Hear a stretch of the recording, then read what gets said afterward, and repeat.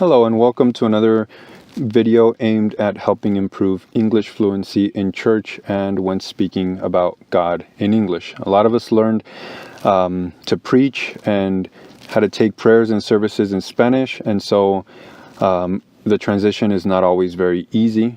So that's why we've wanted to make these videos. So if the title of this video is something about Wonder Woman, here's what I learned. Fight on! To the last breath! Fight on! In that clip, Wonder Woman says, "to the last breath." Now, in church, it's a common phrase or expression, or it's become a common expression in saying, I'm going to serve God to the last breath. I'm going to be faithful to the last breath. And there's been a lot of variations, because I think that we all hear the phrase and then translate it ourselves, and so this creates a lot of variations. Till the last breath, until the last breath, to my final breath. And I think it's very important to look at outside resources for some of these expressions, because they're already out there. People already use them, people speak like this, and so we don't have to create our own version. We mean the same thing. We're going to give it our all for as long as we live. And so the phrase is already out there, to the last breath. And it's a very easy way to have a standard way of saying something like this. Of course, if you're writing a song, if you're writing poetry, or if you're just using it in your own way, there's nothing wrong with a variant to say till my last breath, till my final breath. There's nothing wrong with that. But when it comes to the expression itself, or the context in which we use it a lot of the time, like Wonder Woman says, to the last breath is pretty standard.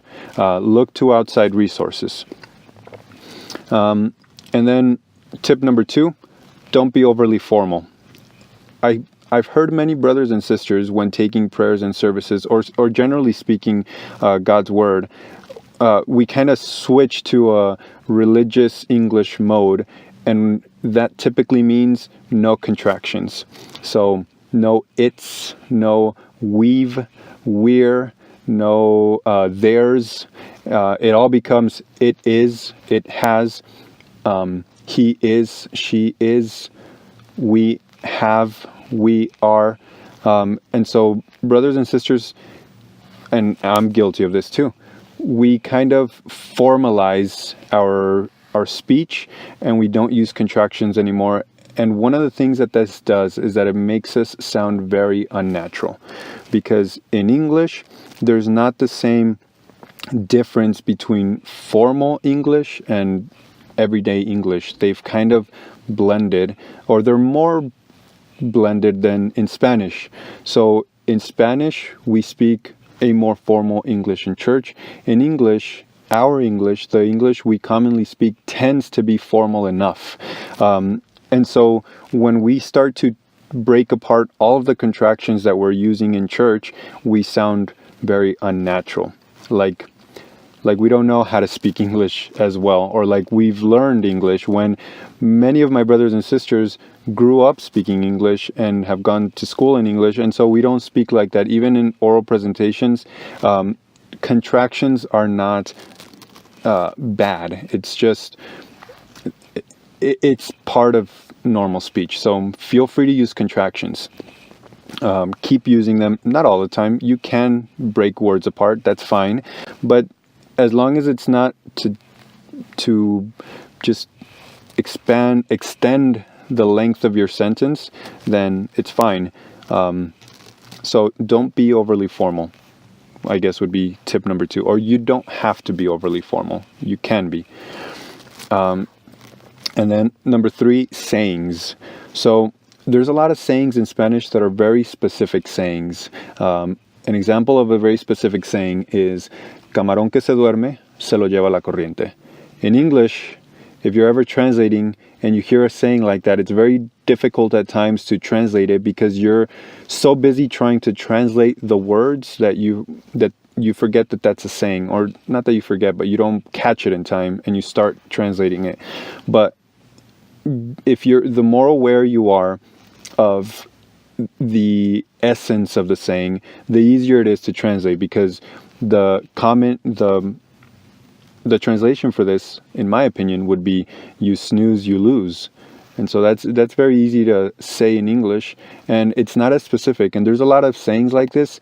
If you're talking about spectators when we should be working, in Spanish you might hear something like quedarse con los brazos cruzados, no nos quedemos con los brazos cruzados. And in English, the expression is not used the same way. So I would say that the translation to that would simply be sit back or sit still. And that is getting the same message across. If you watched the Simpsons movie, there's a joke in there where Homer is swinging between a rock and a hard place. And in Spanish, that would be entre la espada y la pared, where neither option is good. But again, it's just the saying does not translate. It's a different saying. And I think I had one more. Oh, querer es poder. Where there's a will, there's a way. Not wanting is power. Where there's a will, there's a way. So sayings like that, I think that in English they're very broad, general. Another saying that I've used in church is easier said than done, because it's not specific. In Spanish, sayings tend to be much more specific. So just be on the lookout for, if they come to your mind and you're speaking in English, there's probably not a literal direct translation.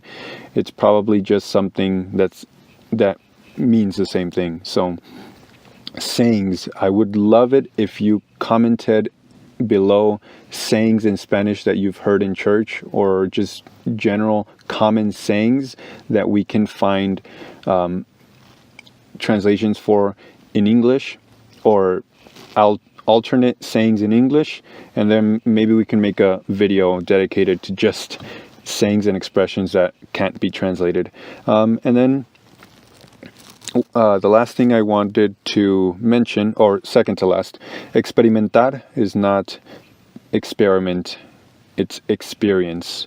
The way it's used, we experience God. Experimentamos la presencia de Dios. Experience, not experiment. And then last thing, me di a entender. In English, I've heard often enough, did I give myself to understand or give myself to be understood? Those are both wrong. There's no give in there.